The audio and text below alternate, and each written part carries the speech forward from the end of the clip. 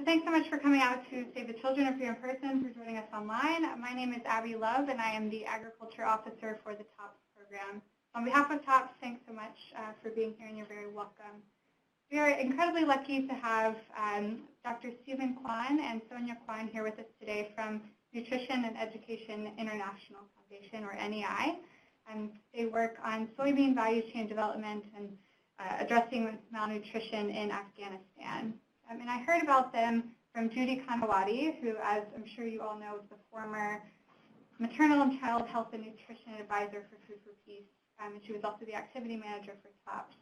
And she introduced me to Dr. Kwan and NEI when the TOPS program was doing an event last fall with the Spring Project. And we were doing an event on nutrition-sensitive value chains and brought together people from Bureau for Food Security as well as Food for Peace, and both nutrition and agriculture specialists, to talk about nutrition-sensitive value chains. And I see a few of you here in the room that were at that event. And coming out of that, there was a request for more examples. Where have nutrition-sensitive value chains worked? What type of interventions are being tried around the globe in different contexts? And so then Judy brought us to Dr. Kwan and his great work at NEI. We're very grateful to have them in town, and we're able to bring them here to the office today. And so for those of you unfamiliar with the great work of the Kwans, Stephen here is the president and CEO of NEI and received his PhD in biochemistry from Ohio State University. And he holds 13 U.S. patents, which I think is quite amazing. And so he founded NEI in 2003 and just returned from his 61st trip to Afghanistan. I think that deserves a round of applause. That is an amazing number. And then we also have here Sonia Kwan, who is the Director of Programs and Operations at NEI. And so she oversees the program management and organizational development. And she has an MPH from Boston University School of Public Health and a BS in Community and Regional Development from UC Davis. So without further ado, I will pass it over to Dr. Kwan to get us started. Okay. Actually, we divided this presentation into two parts. Okay. By two people. First, Sonia will start. And then when it comes to my turn, I will speak. Great. Is that okay with you? Absolutely. Okay. Thank you, Abby, for the introduction.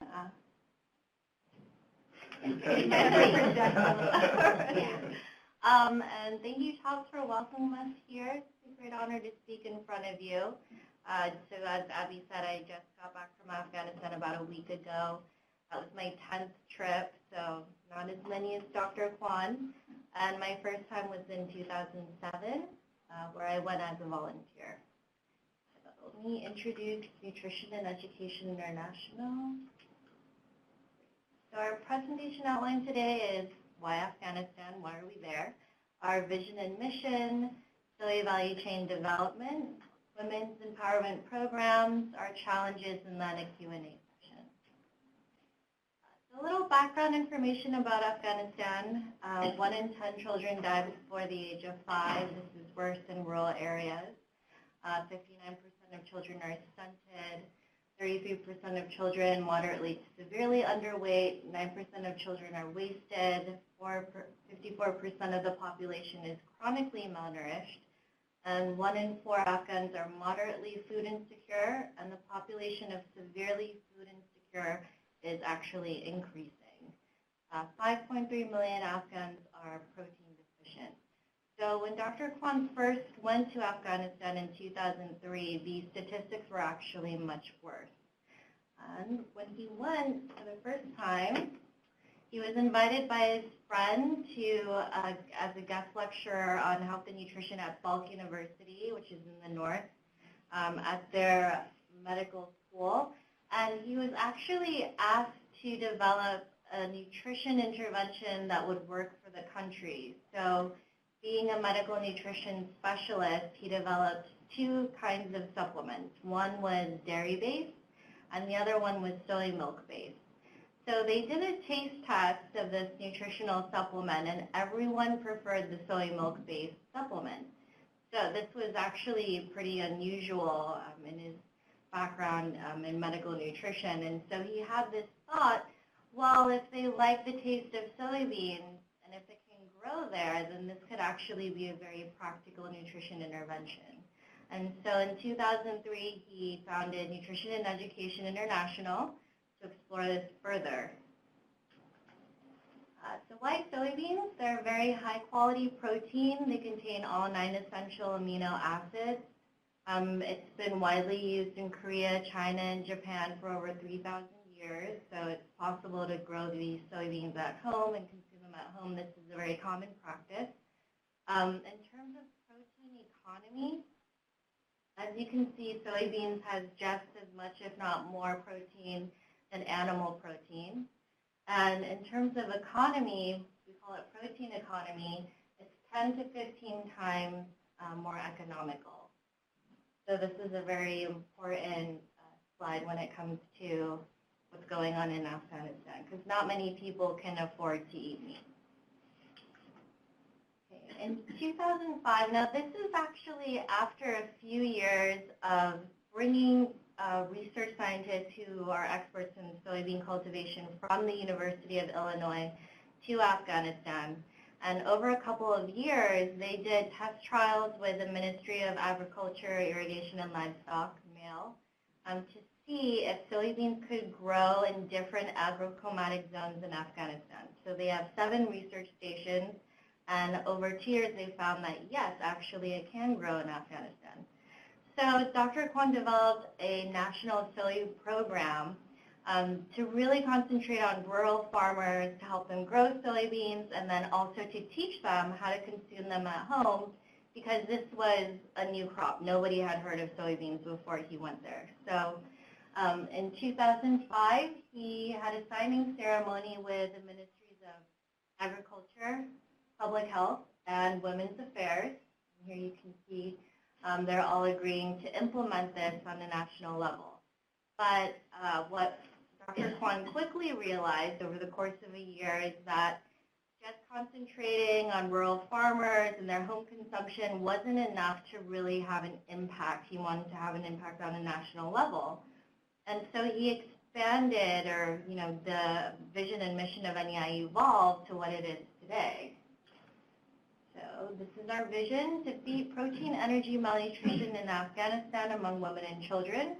Our mission is to create a self-sustainable strategy to prevent PM through establishing a soybean value chain. And our motto is, can we help even one more Afghan family grow soybeans to fight malnutrition? So this is how we look at everything in our program, and it's been a very important motto for us for many years now. This is the model for our self-sustainable soy value chain. It starts with seed production of non-GMO soybean seeds. And then these seeds are then given to farmers who grow soybeans, and from their harvest, they either keep a portion at home to consume, or they save seed for next year for planting. And those who are maybe larger farmers, medium farmers, they then sell that excess to soy processing factories that we have established.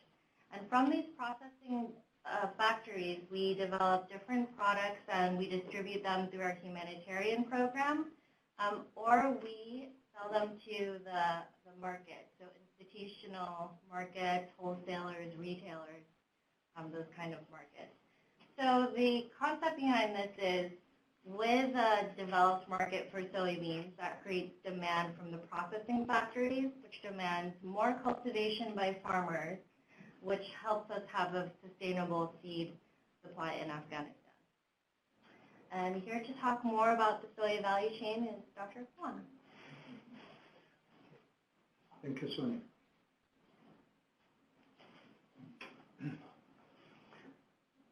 Soy value chain can be developed first if we have many farmers growing soybean, and also seed growers growing enough amount of seed to support the farmers' production. So first 8 years of our program was more focusing on the primary value chain, how to grow soybean with as many farmers as possible who have family members who are suffering from malnutrition.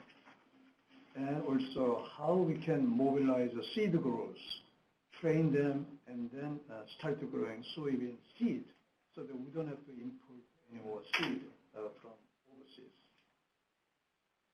So our actual program of soybean production started from 2006 by bringing in 2 approved varieties by the government from Des Moines, Iowa, the Stein Seed Company, which is a number 2 seed grower in this country after Pioneer Seed. They provided us the seed, the high performance seed. So 2 varieties from them. And then because it wasn't certain whether we can bring this by sea and then through Karachi, and then because we didn't know all this, the political corruptions or anyway, so we just decided to fly the soybeans. So we treated it very well. Then from the beginning, we are telling them how to plant the soybean, how to prepare the seed bed, and so on. And then after we provided that training and how we should cultivate throughout the year. And then we provided them seed as a loan. Not everything is free. When they harvest, then they should give us, if they receive the 10 kg seed, then they have to give us a 10 kilogram. We are not using kilogram quite often here, but over there, yes. So most of the farmers at first try, they were successful. But over the years, their skill set has been further developed. And now many farmers are growing soybean, enjoying high yield, as high as international average, or above and beyond. So they always amazed me. They are very, very diligent people, smart people, and hardworking people. I have a deep respect for all of them. And also they formed a soy farmers organization so that they can help each other. They have a purchasing power, group power, and also to promote their own soybean production, because soybean can help many family members who are suffering from malnutrition. 2016, we have worked with more than 17,000 farmers in the country in 31 provinces to grow soybean. And they produced 6,000 tons last year, which was a record high. Only 3 provinces due to the security we could not afford: Nimrod, Goa, and Nuristan. But I hope that someday peace comes to the country so that we can cover all 34 provinces. Even the Helmand province and so on, you are very familiar. They are growing soybean. Many farmers wanted to grow soybean. Then to supply necessary seed for the farmers for their production, then seed sector should be developed. So first effort is to test new varieties which came from United States and also Korea. United States from Minnesota, Iowa, Illinois, and Ohio. Those latitude is overlapping with Afghanistan latitude. So whatever performing best over there, then with the help of University of Illinois consortium members, including Southern Illinois University, those professors will come kindly with us and then teach the people and also teach the research agronomists for capacity building. So our strategy is to test those varieties in 7 ecological zones, so that whatever adapted, whatever performing well, then we can provide that seed to the farmers in the nearby provinces. So far, more than 60 new varieties came from, we brought from United States and Korea. And after 3 consecutive years of trial, then so far 7 varieties have been approved by the government. And many people are questioning whether soybean can grow well in Afghanistan. I think that is not really a relevant question. More correct question is which variety can grow which region better? That is a correct and intelligent question to me. This shows the first set of experimental data. 10 varieties were tested in 7 different provinces, representing 7 ecological zones. And some varieties did well in one area, not so well in other areas, and so on. Overall, ranked 1 to 3, those varieties were as good as international yield, or even higher. So those 3 varieties were approved by the government so that we can develop seed sector. So altogether more than 60, 7 was approved and still is going on. So we are trying to select the best performing seed so the farmers can have a best, highest yield. That is what we're trying to do. Not just giving them, this is a soybean, what's the big deal? You plant. That's not our method. It's not the way to help people. Give them the best. And as more farmers are growing soybean and more people are consuming soybean, it is very necessary to educate the nation about the health benefits of a soybean and how to consume soybean at home, meaning recipe development. Soybean can be used in 2 forms. First one is a soybean as is, the other one is soy flour. Soybean as is competing with other beans already available in the country.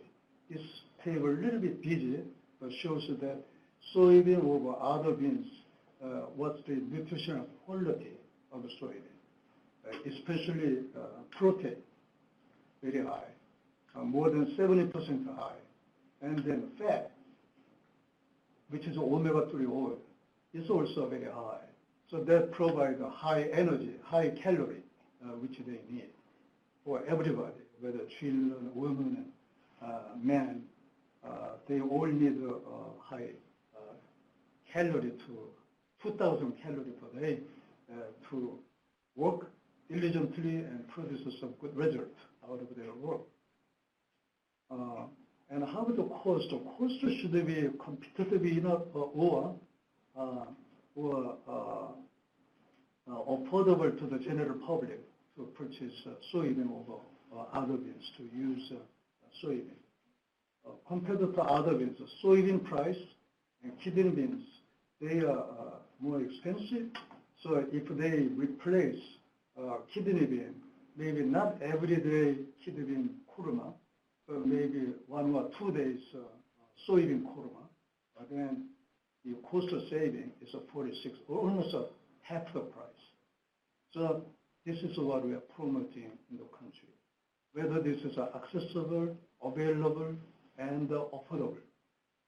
Those are AAA, AAA should be very well answered.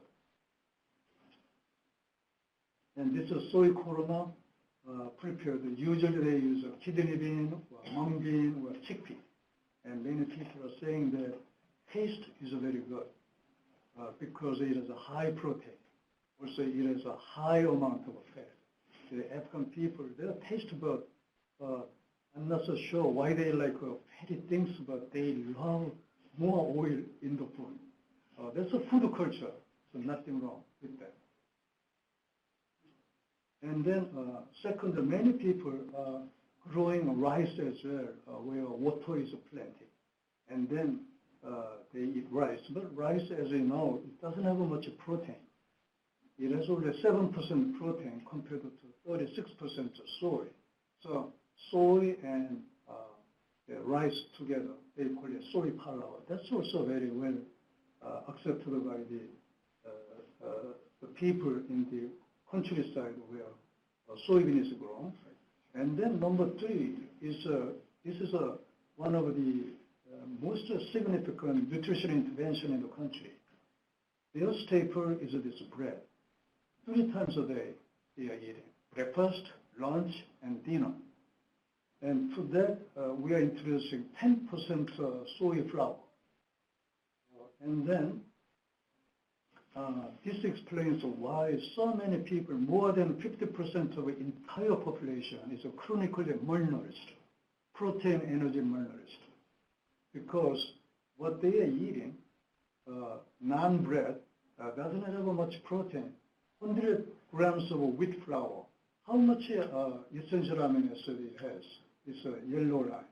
Versus soy flour, 100 grams. It's just no comparison.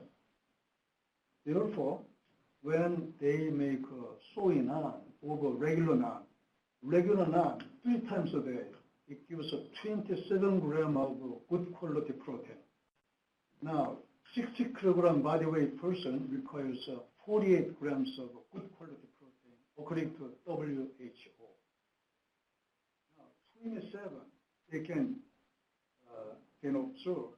But when 48 is needed, this shortage, that shortage explains why so many stunted children, underweight children, and immune compromised children, therefore highest mortality rate among the children and also women dying and so on. But if we have just a 10% soy flour incorporated, because of its high essential amino content, it provides 56 grams, which is more than 48 needed, so that bone building can happen, muscle building can happen, brain building can happen.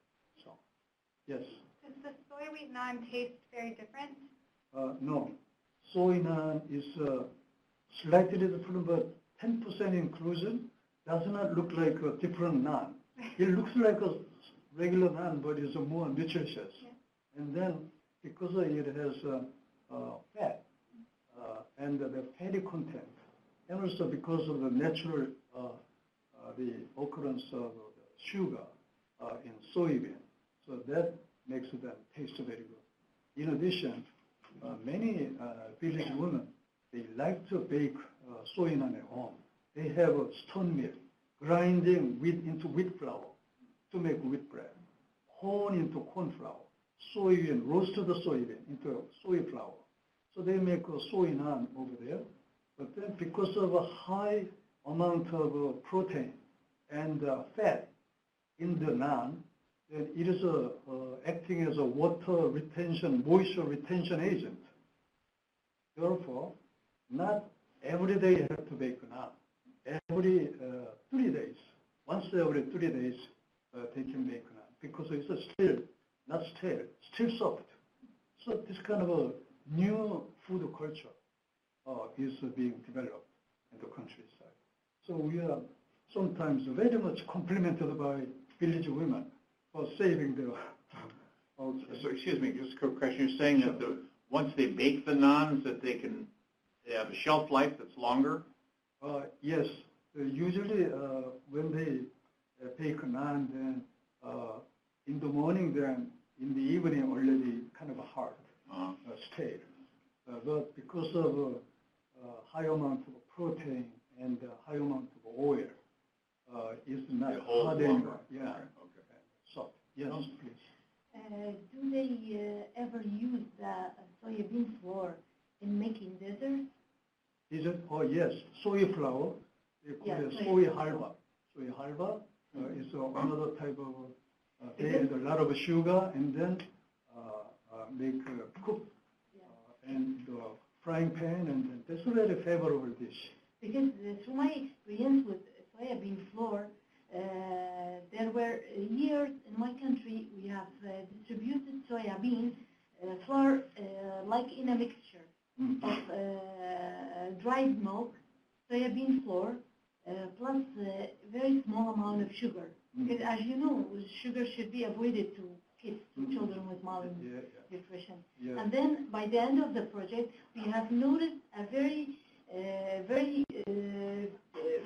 very highlighted raise of the curve of the malnutrition. Most of the severe cases have turned to moderate cases. So, wonderful. Sounds very maybe good. Thank you very much. Good idea. Maybe you could add it to your, I don't know. Oh, yeah. Please give us your special I'm going to recipe. give you the recipe. Okay. Thank you. Absolutely, I know the recipe. Yeah, okay. Sorry to keep you waiting. There's a question online Yes. from Andrea, Yes. and she said it sounded like you mentioned early on that you were providing seed to farmers who then had to, in return, provide seed back to the project after harvest. Yes.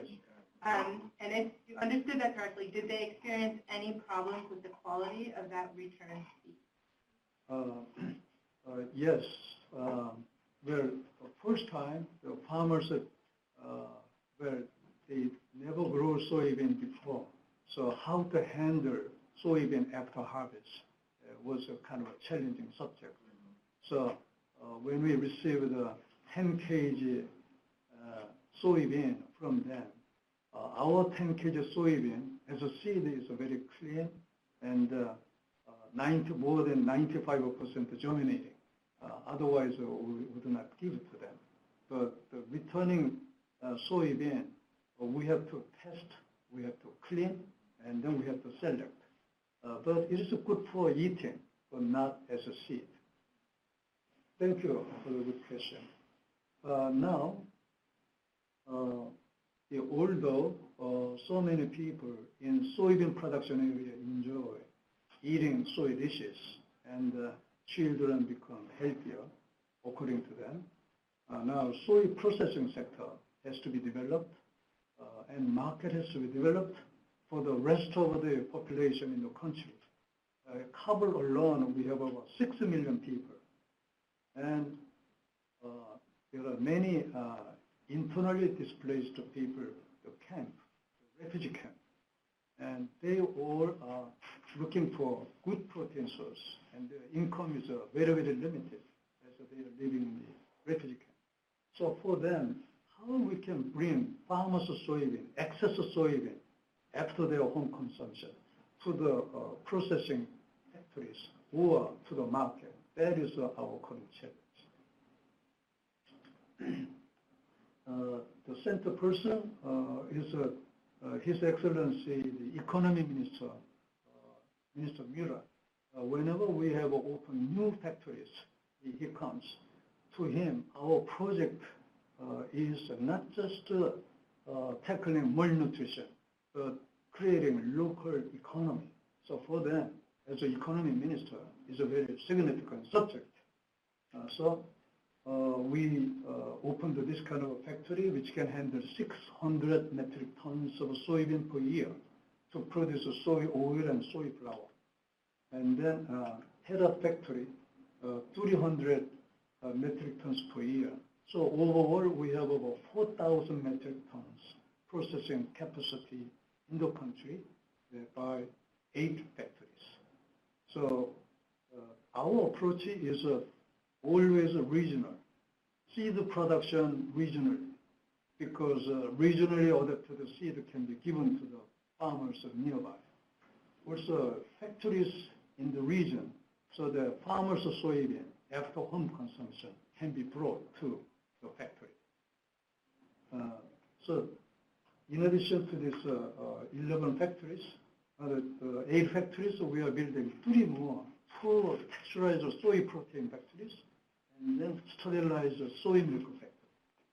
So very soon, if you come to Kabul, you may buy the soy milk produced by Afghan company using the Afghan soybean produced within the country. And as our first effort to create factories was focusing on soy flour, because soy naan is a very important nutrition intervention. Many factories are producing soy flour, and then this is their market. In Kabul alone, we have about 1,700 non-bakeries. More than 60% of the entire population, they are buying naan from non-bakeries, because making fire and heat up the oven and stick the dough and so on is very cumbersome. So they would rather buy. So there's a non-baker is a very important customer and the market of the soy flour. So we have this kind of soy naan sold here kind of stores in the all major cities of Kabul, Mazar Sharif, Herat, Jalalabad, and Parwana, and so on. And before we found out this soy naan concept, we have conducted a consumer study whether people really like soy naan. When I had a meeting with His Excellency, the President Ghani, his question was, do our people really like soy naan? So we had to do some study very quickly to report to him. And more than 88% of people either satisfied or they prefer this over traditional naan. So in other words, very little rejection by the people because it looks like naan, but it tastes a little different. Some people like that taste, and it lasts longer and more nutritious. For soybean market, normal people buy from the grain stores. They call it mundabi. Wholesaler, grain stores, and retailer, and so on. They all heard about soybean is good, but they do not have any confidence because they do not know about soybean so well. What is most believing? Oh, sorry about that. Seeing is believing, many people say, but eating is more believing. Therefore, we cook soybean into kurma, and then we bring to the mundabe area where the grain stores, merchants are gathered. And after that, now they are very convinced. So it tastes very good. Now I don't have any problem recommending our customers to buy soybean over mung bean. No, not over mung bean, but buy together with kidney bean, mung bean, and chickpea, and so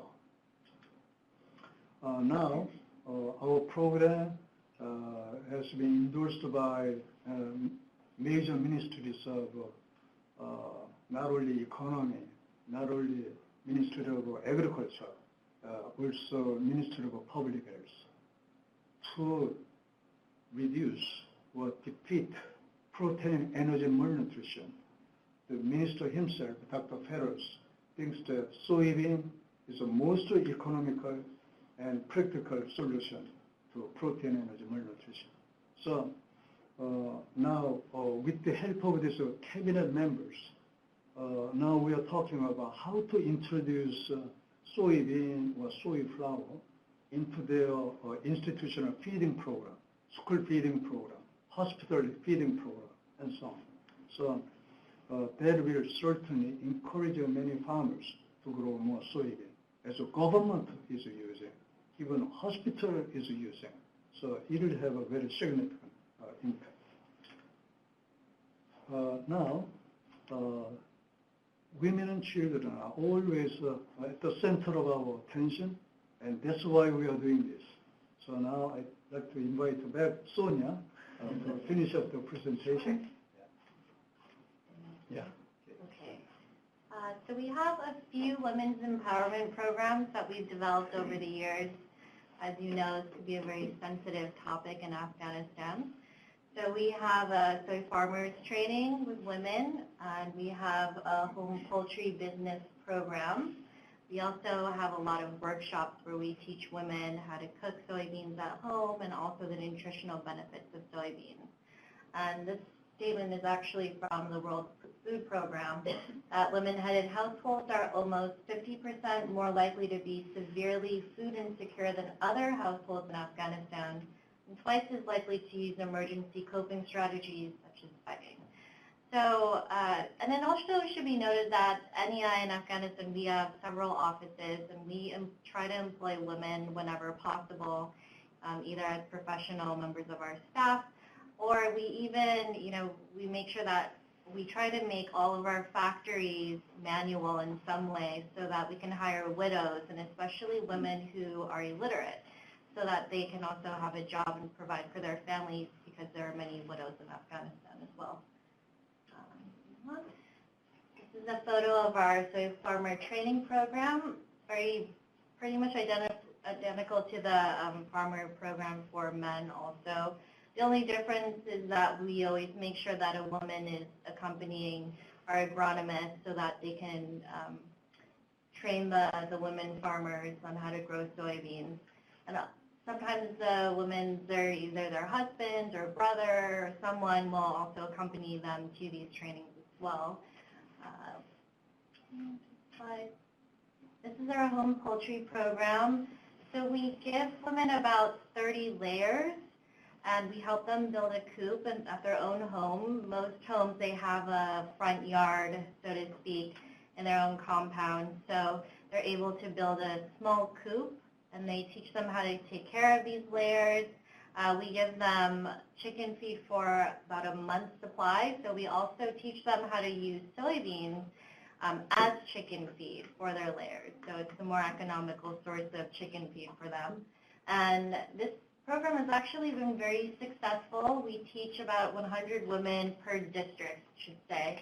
And the women from last year have already reported that they're making a second coop from the profits that they've received from their first coop. And that's completely without our help. So it's been a very successful pilot program. Raising awareness is also very important. So we conduct workshops for village women, but also opinion leaders in urban areas. And thus far, we've trained about 20,000 village women on how to grow soybeans at home, how to consume them, and also what are the health benefits. These are a few of our challenges, just a few of them. So for soybean production with farmers, obviously security is a huge issue in Afghanistan. Some areas we just can't go. It's just too dangerous. So a way actually that we've been getting around this, for example, in Helmand province, where the Taliban have a very strong presence, is that farmers who contact us will actually come to Kabul and be trained there and be provided with inputs, and then they'll bring it back to their home province to grow soybeans. So that's how actually last year we were able to grow soybeans with Helmand farmers. There's a lack of water catchment and irrigation infrastructure, and soybeans require irrigation, although one of our agronomists, I think in Nangarhar province, has developed a method he says that can use rain-fed water to grow soybeans. So we're exploring different options here. There's also a lack of mechanized farming, which produces productivity. So everything is done manually by hand, which is very, very tedious. It's a lot of hard work. So we try to provide tractors and winnowers and threshers to help them during harvest time, but there's just really not enough to go around. So that's a challenge for us here. There's also a lack of grain elevators. So basically what this means is that when it comes to the harvest time, they have to sell their entire harvest at once because there's no way for them to store it, to sell it when they can get a higher price. So the market, and this is not only with soybeans, it's also with wheat, with different crops, they'll just try to sell all of their harvest at once, which obviously reduces the price that they can get for these crops and different grains. And so that's a problem that's across the board throughout Afghanistan. And it's a big challenge to our processors because they don't really have enough income to buy a year's worth of soybeans all at once. So that's something that we're still trying to work on. Consumer market development, that's one of the areas that we're focusing on, especially this year, now that we've established that soybeans can grow in Afghanistan, now that we've established processing factories, now we really just need to get people to purchase these harvested soybeans. So we're constantly conducting awareness of health benefits of soybeans and also how to use them, but as you know, this is still a relatively new crop, and so one of our major challenges. So this is our goal. It's aligned with the Sustainable Development Goals that by 2030, that will produce soybeans in 20,000 out of 33,000 villages, which means 85% of households will be penetrated. And our target is to produce 300,000 metric tons that year. And that's it. Thank you very much.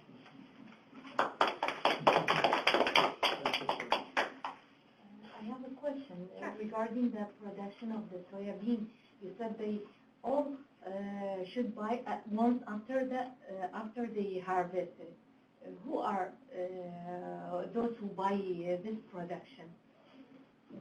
Let me handle that. This is one of the bottlenecks in our program, not just our program, but over agriculture products.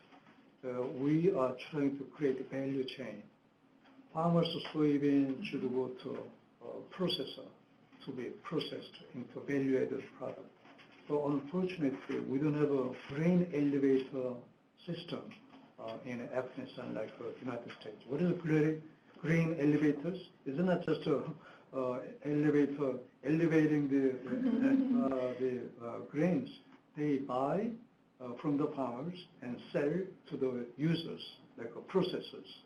So when farmers produce a soybean, they have to sell whatever left.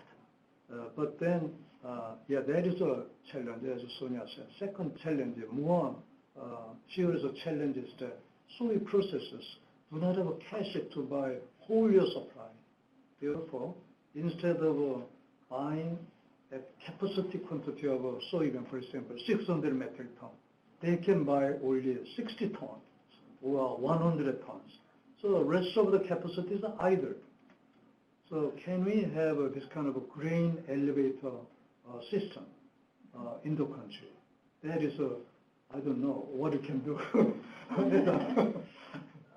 This is going to be my more of a statement than a question. So this is as you can imagine, this is a problem all over the world. You're not the first people to deal with this. Claude may have some things to add to this too. In Food for Pieces programming, there are two models that I think we've discussed one of them before, but I'll mention it again. So there's the decentralized model where they're stored on farm, and there's some advanced ways to do that actually are not expensive. Basically hermetically sealed bags.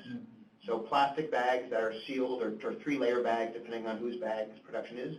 They cost between $1 and sort of $3 for 50 kilos. You load them up, you seal them, and once they're sealed, if they're sealed correctly and the bags don't have holes in them, there's zero loss because the oxygen is depleted rapidly. All the insects, even the mycotoxins die.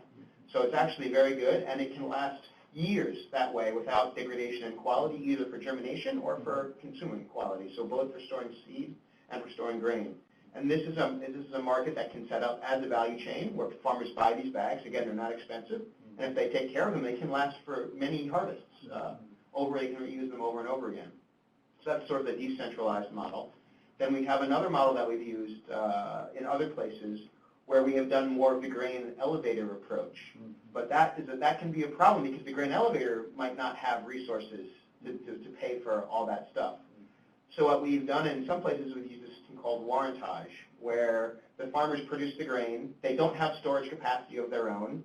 So in a warehouse, small warehouse, we set up sort of a for-profit NGO that will then basically take the farmer's grain, but rather than buying it from them, we'll give them a loan on the value of the grain. So the capital is contained in the grain, so it's collateralized. So the owner of the facility gives a loan to the farmers. The farmers then use that loan to pay for their needs.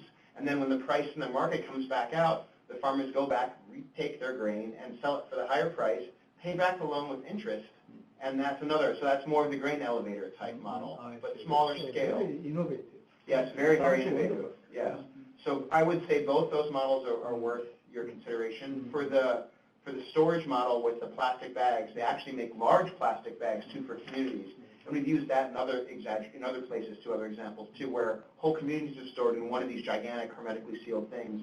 And even though those are expensive initial investment, because the post-harvest loss rates are basically zero versus 30 or 40% stored other ways, the payback period of time is sometimes less than 1 year, let alone 2 years or 3 years before they start paying for themselves.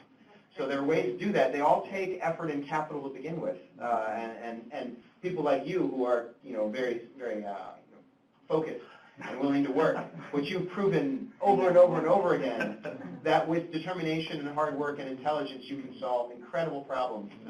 So really, I end this by saying my hat is off to you. You guys, and knowing you over these years and watching the level of impact that you have increased has been remarkably wonderful. So thank you for all your hard work. Thank you so much for your kind words.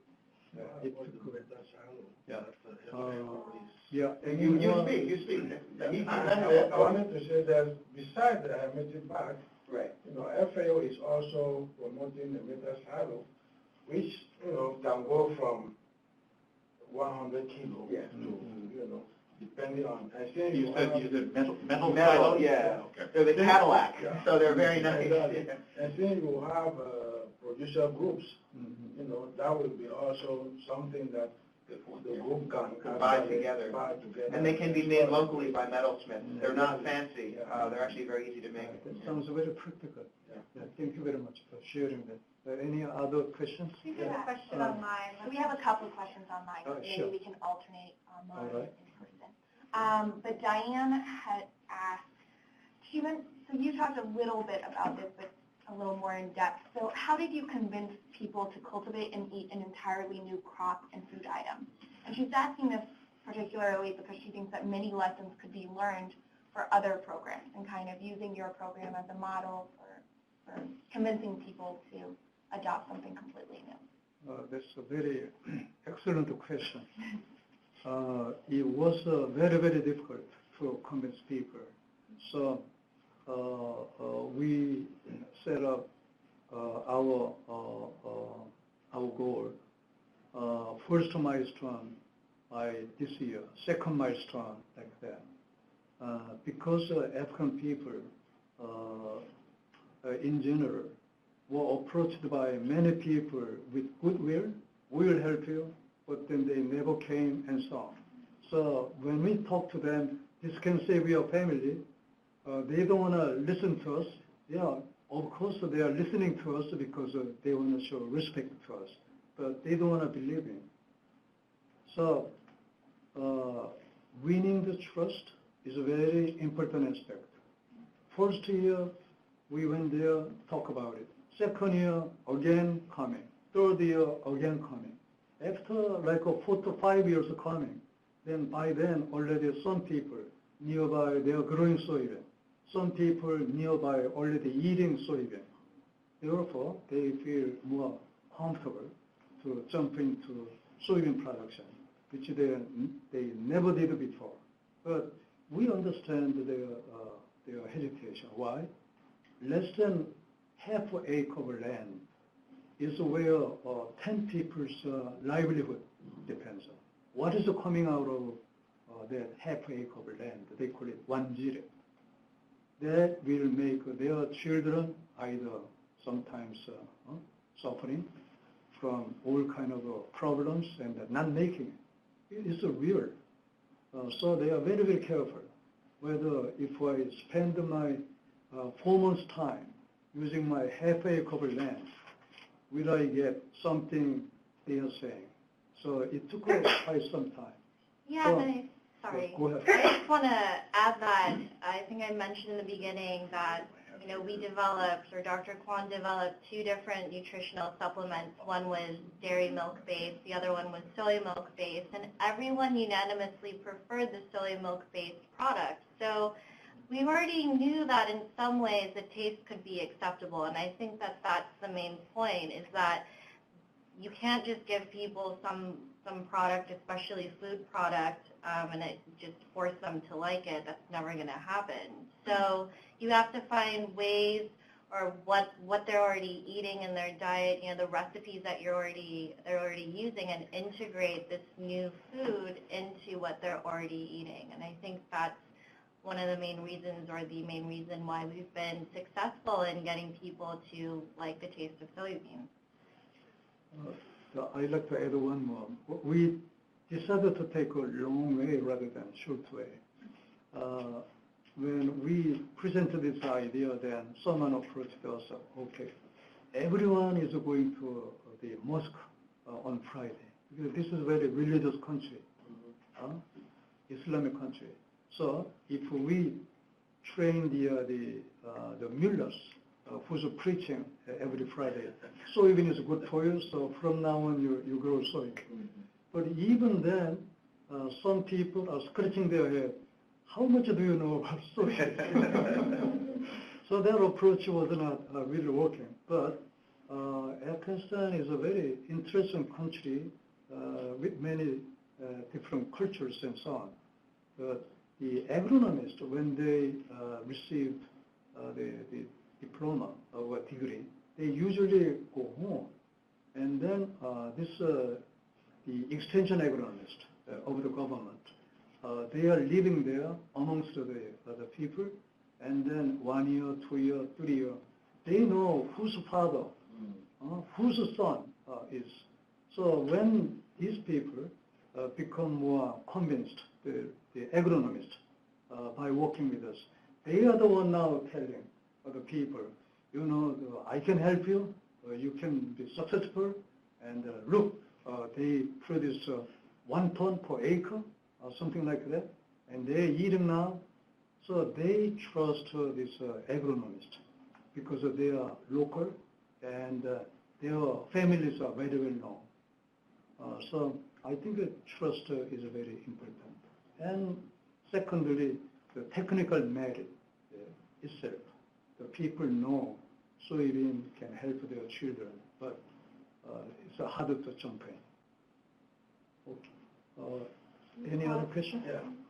Yeah, I mean, it's interesting to see the dynamic between people adopting a crop, or I mean, changing their eating habit because of the importance of what they've seen.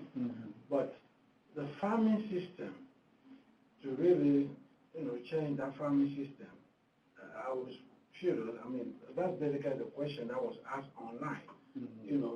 Bringing a new crop into a farming system, it takes time, and because people are so resistant to change. It's different from those eating, but those producing, it takes time. And seeing what you've done from 2003 to now, it's very remarkable. And other parts besides China and the U.S. and Argentina, where they grow soybean, in Africa, it's cassava, it's this, and we want to introduce soybean, so we're going to face the same type of challenges, and so that was the question I had when they asked online. I said, okay, I need to know, how you approach that to change, and basically changing the farming system of the people, that's, you've alluded a little bit into that, but I think it's a little. But the good thing that you said that actually hit me is that extension component with the people living there. That's what is missing probably in Africa, that we probably may need to put a little bit more accent, because they are living with the people, they trust them, and so they can easily listen to what they are saying. Maybe that's probably the key of that success that you have. Thank you very much for your kind word. The one success parameter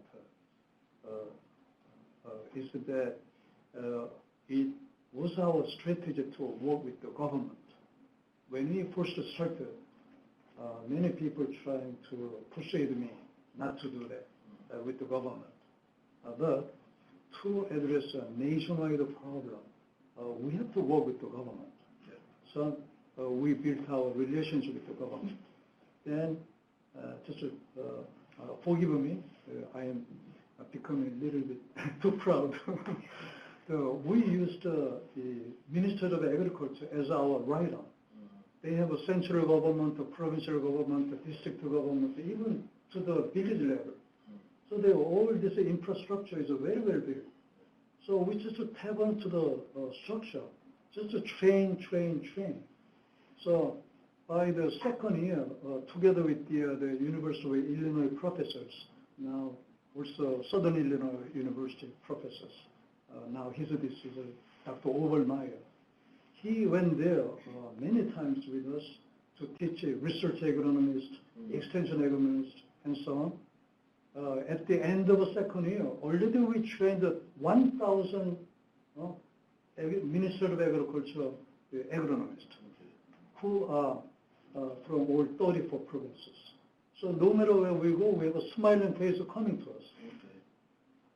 And then also, how to help the people to consume soybean.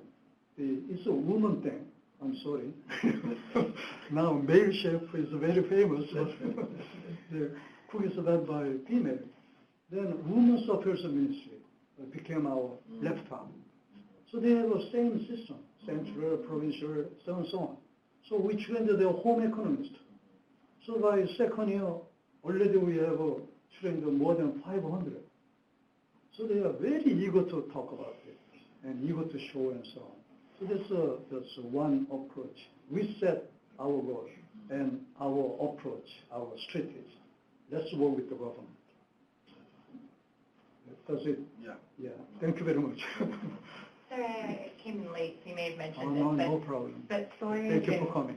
criticized in other countries for environmental damages, often due to deforestation, and obviously I presume that's not an issue in Afghanistan, but are there any environmental considerations that should be thought about or negative trade-offs compared to wheat and soy? Well, we haven't done a formal study on this, of course.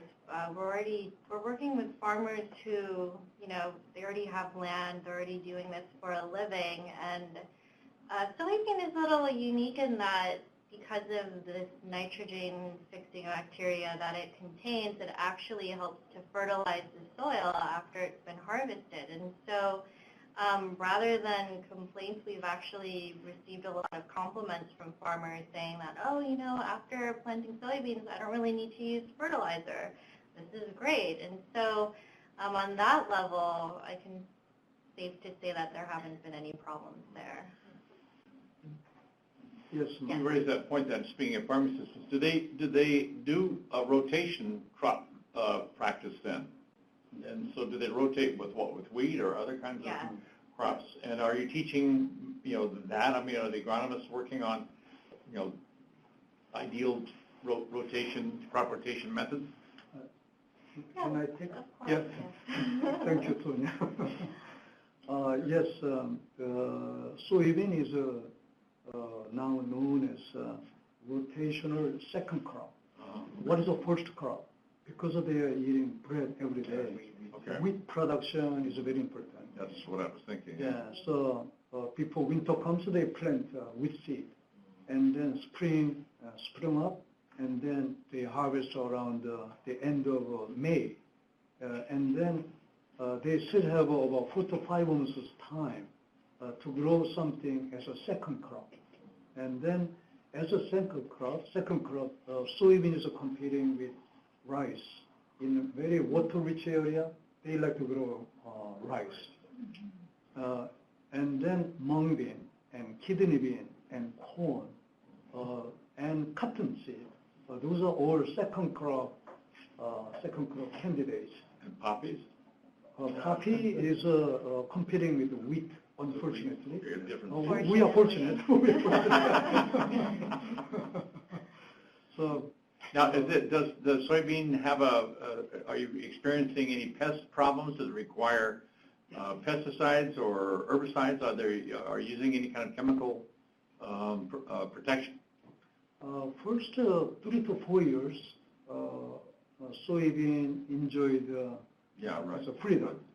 But then some pest problems started, some worms and some special diseases attacking. So plant protection unit is working very closely with us so that they can address that.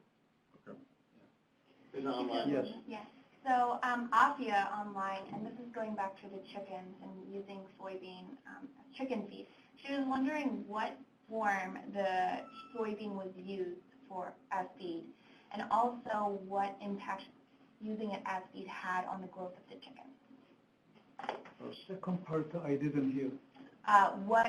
using soy as feed, what impact did that have on the growth of the chickens? Did it increase their growth, yes. or what was the impact?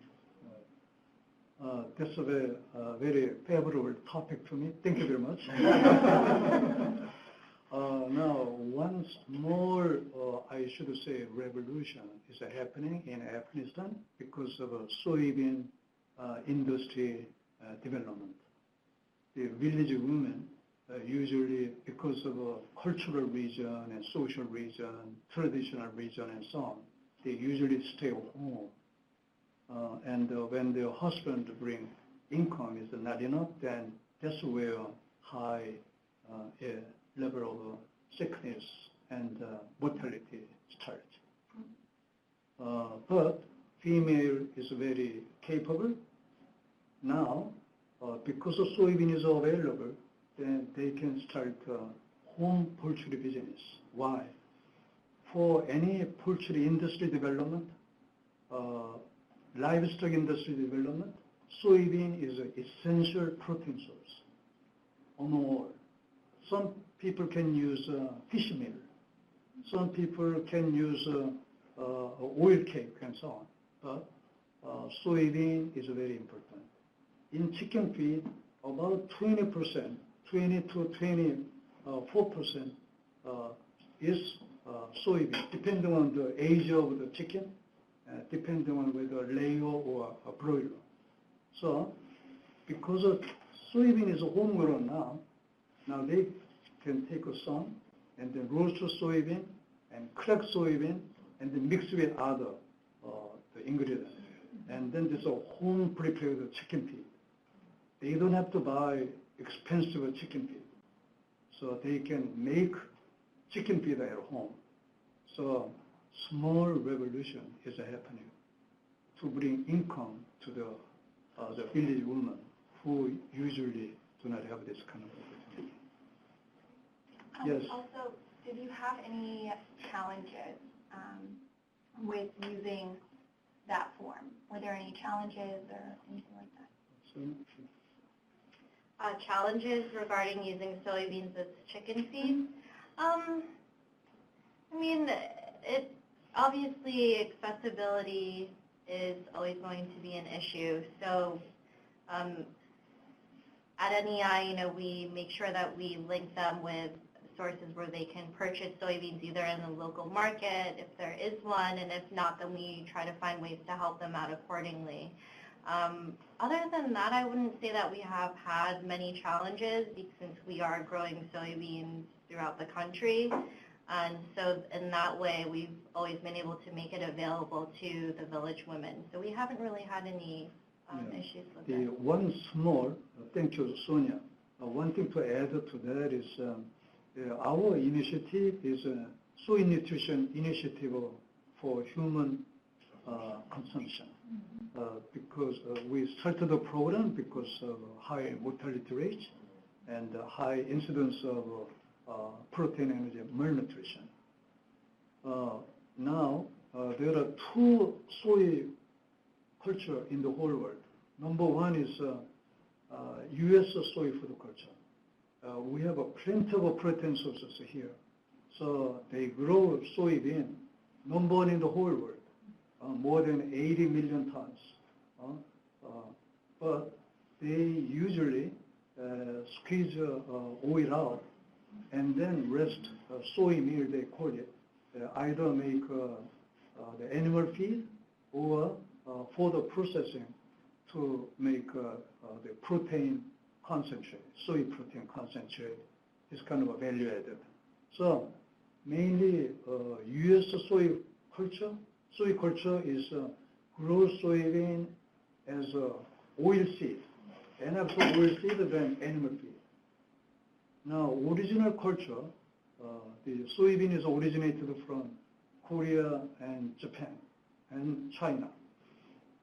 Their culture is more to grow soybean for home consumption.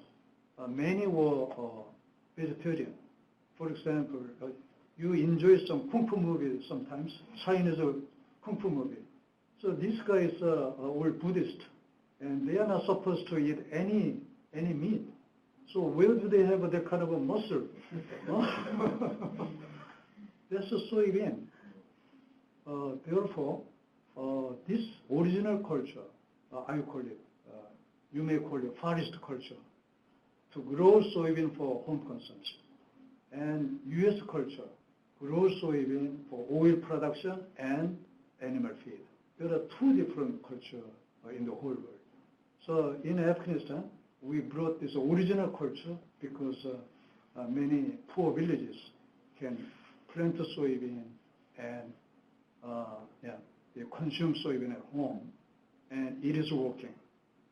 It is a proven concept. So, like a chicken feed, we are very careful. So whether image is going to be shifted or not, whether chicken feed manufacturer, they're going to tap into our soybean, depriving our farmers, eating soybean with their families at home. This is kind of a worrisome subject, but anyway, in order to help the village women who do not have any economical means, now we are opening. So that, yes, even chicken, we can help. Thank you. Yeah, I wanted to know your own perspective on using soybean flour, for bread. Yeah. Naan is different. You fry it, but bread is in the oven. So how do you see that? Very simple. Soybean is soaked overnight. Okay. Yeah. So softens up, and then when they cook rice, cook together. So that is soybean rice. Right, that's all right. How about bread? Bread. Yeah. Soy naan. Their soybean is roasted and then ground. They have a stone mill at home. Okay. And then their flour is mixed with flour. To do the bread. Yes. Bread in a baked, and then in an oven that's kind of like a gigantic pit. So they make the dough, and then they kind of stick it on the sides, right, and then you have your naan. It's not fried, it's baked. Yeah, it's not. Indirect heat. Okay. Okay. My last question? Okay, thank you. Shorter questions? I know I don't know talked all about the time, them. but yeah, sure. My first question is, what about livestock? Have you ever thought about livestock? I mean, cows as a women enhancement empowerment project for women. They raise it at home. My second question, any thoughts, plans about working in Kurdistan region in Iraq? Her hometown. No, just, I mean, logically, we have refugees, we have IDPs, we have host community, and we have political crisis, and we have a war, Mosul operation. So, Right, and that is we're always open to collaboration, but right now we're focused on Afghanistan at the moment. But, the neighboring countries, so why not, who can say, but as of right now, we're focused on Afghanistan. Okay. You might ask that question of USAID or Food for Peace, actually. If you, sorry? You might ask that question of people like at Food for Peace, because they're the ones that fund projects like this. Maybe we'll ask them after that. Yeah, you're the right person here. Yes, please. Yeah, there's another one online from Andrea, and she said, would it be possible for you to talk a bit more about your awareness building work with regards to promoting health benefits? Like, what are you doing and what is working well? Sure. Yeah. Sure. So when it comes to the more rural areas with village women,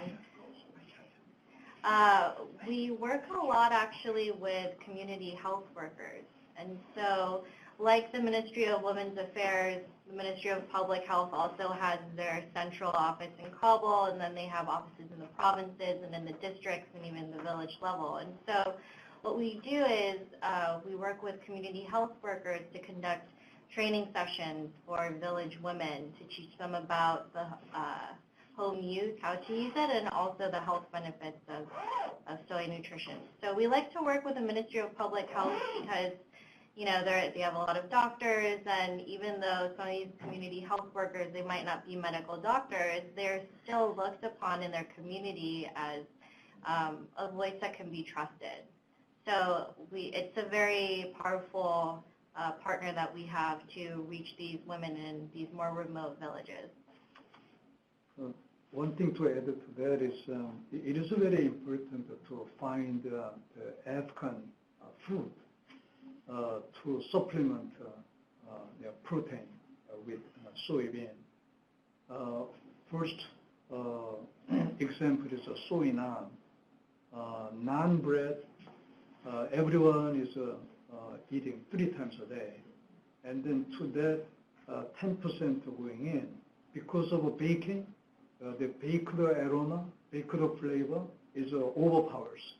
So whatever soy smell, soy flavor is coming into that can be forgiven. And then soy kurma, soy soup, instead of the mung bean, kidney bean, and so on.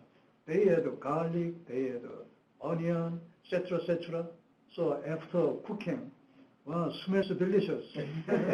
Soybean is hidden in there as a protein source. So choosing what they are using in their daily life and then go into that is very important. And some said, okay, now soy naan is a very good concept. So how about 20% soy flour and 80%? How about 30% of soy flour and so on? But they will overkill. Once we have dissatisfied customers, it's very difficult to get them back. So better underdoing than overdoing it. So that's why we chose 10% as a little bit less, but still it has a significant impact. It is very important, not overdoing it. I don't know whether I answered Andrea's question. We take just maybe 2 more questions. So Christy Tabai has some comments that lead into a question. She first wants to thank you for all of your work and for coming and doing this presentation. She was in Afghanistan in 2007 and 2008, and she remembers the early stages of this project. While she was there, people would often say women don't do agriculture, and obviously this isn't true, as you discussed. And she wanted to know if you would be able to further describe if they have noted any gender-specific tasks along the soybean value chain. For example, women are often involved in post-harvest activities, but maybe that's not always the case. She just wanted to avoid making generalizations about gender-specific agricultural tasks, and that's why she asked this question. So there isn't I wouldn't call it gender-specific tasks. They do everything that the men do in terms of soybean cultivation. But when these families are planting soybeans, or the men are planting soybeans, they're using their whole family to do this. Their wives included, their children are included. And so this is something that, regardless of whether we train the man or the woman, it's assumed that the whole family is chipping in. And so I don't really see there being a gender-specific task for women, but I can see what they mean about them just being involved in, the harvest part of it, and maybe the obviously cooking it at home part of it. But with the women farmers, they're very capable, they're very intelligent, and so they're able to produce at yields that are comparable with the men who are farming soybeans as well.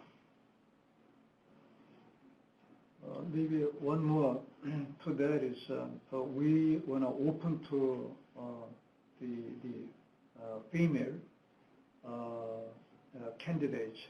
Of course, as Sonia said, we are hiring many widows and poor women and so on, then make them into the professionals of making soy milk. And sometimes on TV, the companies come to interview them. And this illiterate woman, very proudly, talking to the national audience, soy milk is good for growing children. So we are so happy to see that happening. In value chain development, we are also building factories. So we always advertise. And then if a female is qualified, of course, we like to do that together. But we are still waiting for the qualified the female groups come to establish this kind of a factory. I know a female can do a much better job in Afghanistan. They are very focused. That's what we understand. Yeah, and I just to add one more thing. Farming for women in Afghanistan, when we asked our agronomists about this program that we have to include women in the farming program, and we asked them, is this allowed? They said overwhelmingly, yes, this is allowed. Women are allowed to tend to their own farms in Afghanistan. It's not a problem, especially because they don't really have to leave home to do so. So in terms of cultural acceptability, it's okay for them to do. Any final questions? Great. Please join me in. I think I speak for everyone when